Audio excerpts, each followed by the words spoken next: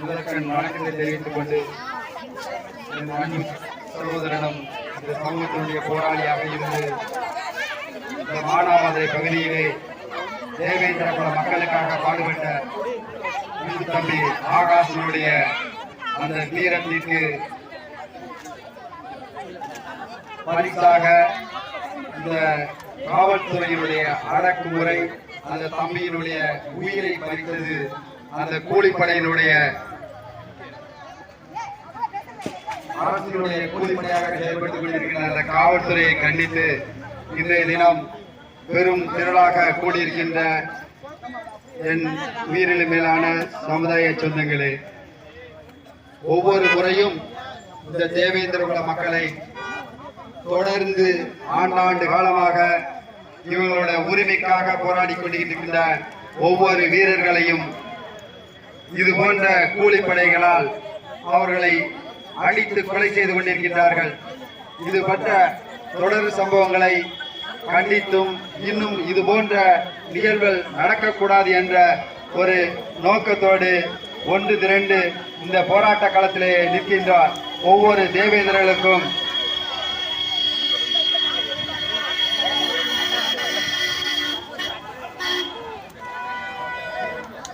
நாம் எல்லோரும் ஒன்று திரண்டு இந்த அரசுக்கு எதிரான இந்த கோரிக்கையை முன்வைக்க இருக்கின்றோம்.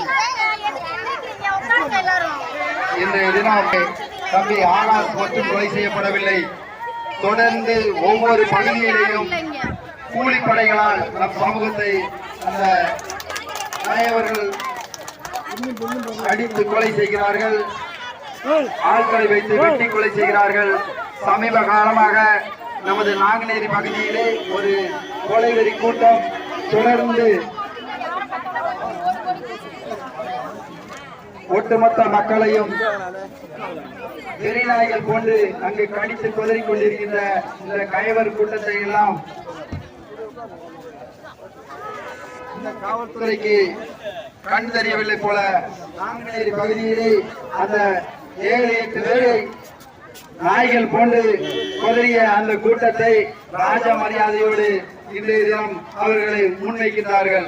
அதே போன்று எனது தம்பி கீழநத்தத்திலே ஒரு படித்த இளைஞன், ஒரு அரசியலிலே நல்ல முன்மாதிரியாக இருந்த அந்த தம்பியை ஒரு ஆட்டுக்களவாடி கூட்டம் அவரை கொலை செய்தது. அதனுடைய உரிமையாக தன்னுடைய குடும்பத்தை இழந்து விட்டமே என்ற ஒரு ஆக்ரோஷத்தோடு படித்து MBA முடித்த ஒரு நல்ல இளைஞர்கள் தன்னுடைய குடும்பம் சகித்து விட்டதே என்ற ஒரு உள்நோக்கத்தோடு அந்த வெறியிலே ஒரு தவறுகளை செய்து விட்டார்கள். அதற்கு அவர்களே முன்வந்து காவல்துறையிலே எங்களுடைய குடும்பத்தை சீரழித்த அந்த கைவர்களை நாங்கள் செய்துவிட்டோம் என்று அவர்களே ஆஜரானார்கள். ஆனால் அந்த இளைஞர்களை தூக்கி கொண்டு போய் அந்த கூலிப்படை காவல்துறை நாய்கள் கொண்டு போய் காலை உழைக்கவும் கையை உழைக்கவும் அவர்களை சித்திரவதை பண்ணுகிறார்கள். ஆனால் இன்றைய தினம் தொடர்ந்து தம்பி தீபக் பாண்டியனாக இருக்கட்டும், இது போன்ற எத்தனையோ இளைஞர்களை, நம்மளுடைய இளைஞர்களை எல்லாம் இங்கே ஒரு கூலிப்படை கூட்டங்கள் தொடர்ந்து கொலைவெறி தாக்குதல் நடத்தி கொண்டிருக்கின்றது. அவர்களை எல்லாம் இந்த அரசு ஏதோ காவல்துறையினுடைய பாதுகாவலர்களை கொண்டு அவர்களை அமைச்சர்கள் கொண்டு பாதுகாப்பு கொடுத்து அவர்களை முன்னும் பின்னும் பாதுகாப்போடு அவர்கள் அளித்து வருகின்றார்கள்.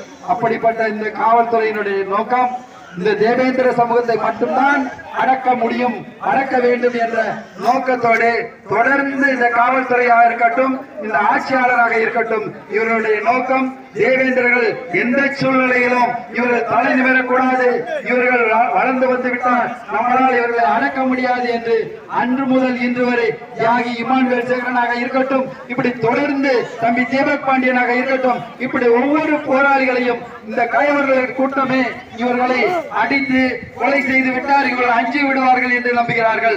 ஒரு பொழுதும் இந்த அடக்குமுறைக்கெல்லாம் நாங்கள் அஞ்சுகிற கூட்டம் நாங்கள் இல்லை.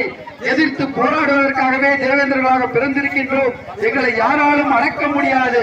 வருகின்ற தேர்தலில் நாங்கள் யார் என்று உங்களுக்கு காட்டுவதற்கு வெகு தூரம் இல்லை. இன்னும் ஒரு சில நாட்களிலே உங்களுக்கு இந்த தேவேந்திரர்களுடைய வரலாறை பதிப்போம். கட்டாயமாக வருகின்ற தேர்தலிலே தேவேந்திரர்கள் யார், யார் இவர்களுடைய முயற்சி என்ன, இவர்களால் என்ன சாதிக்க முடியும் என்கின்ற ஒவ்வொரு கிராமத்திலும் இவர்களுடைய எதிர்ப்புகளை பதிவு செய்ய வேண்டும். ஒவ்வொரு கிராமத்திலும் இந்த போராட்டம் தொடரப்பட வேண்டும். இந்த 4 முக்கு சந்தில உட்கார்ந்து இந்த பகுதியில மாத்திரம் நம்ம போராட்டம் தொடரக்கூடாது. ஒவ்வொரு மாவட்டமாக இருக்கட்டும்,